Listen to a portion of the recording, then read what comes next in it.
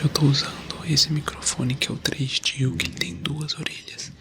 Então, nesse vídeo, usa os fones de ouvido, porque a gente vai fazer uma diferença absurda, porque vai parecer mesmo que eu tô indo de uma orelha